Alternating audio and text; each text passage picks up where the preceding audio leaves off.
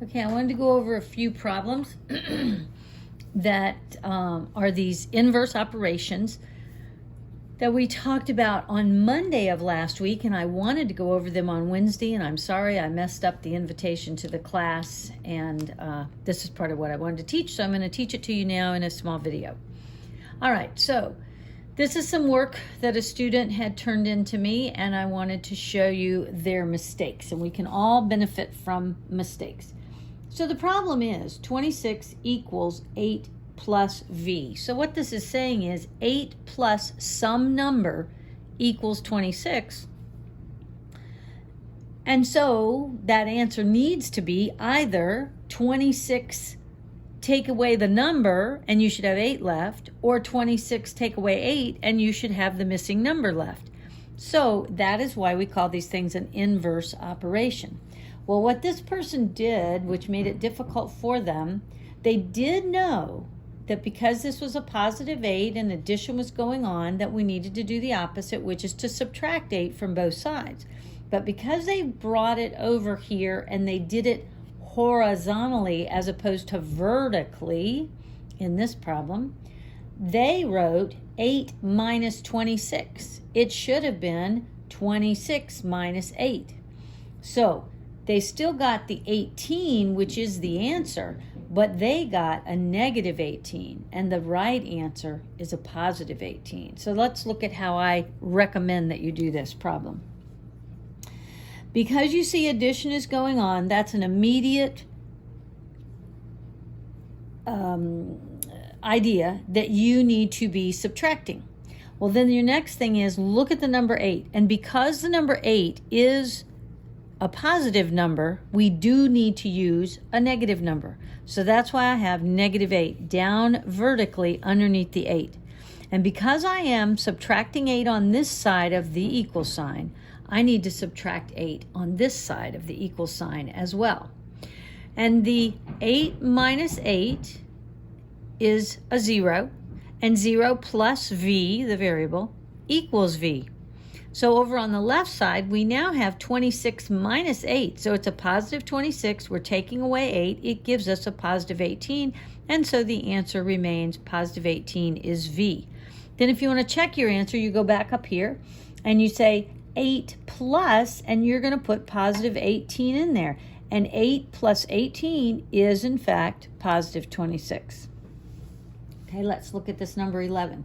We have negative 104 equals 8x. Well, they see that the 8 is a positive 8, and so they know they should be using a negative 8, or at least that's what they think. But here's the problem. This isn't just adding 8, this is multiplying by 8. And the opposite of multiplication is division. So this student used subtraction when they should have been using division. Well, when they came over here, and again, they put their 8 in actually the wrong place, but now it's negative 8 combined with a negative 104, so that does combine together to give you a negative 112. However, that is not the right answer. So let's look at how it should have been done. Negative 104 equals 8 times something. So it's got to be, if I were to multiply 8 times 112, I'm going to get at least 800 and something. So I'm not anywhere close to the right answer. So let's go. So because this is 8 times x, I want to divide both sides by the positive 8. Because I've got a positive 8, I want to divide by that same number. So divided by 8 on the right side of the equation and divided by 8 on the left side. The right side, 8 divided by 8 gives us 1. 1 times x gives us x. So now we go to the left side. Negative 104 divided by 8. Because there's only one negative sign involved, the answer is going to be negative, and then I just do the division, and 8 will go into 104 13 times. So the answer becomes negative 13x. And again, we can go back up here and put it in place. 8 times a negative is going to generate a negative. A positive times a negative is going to generate a negative. And then 8 times 13 is, in fact, 104.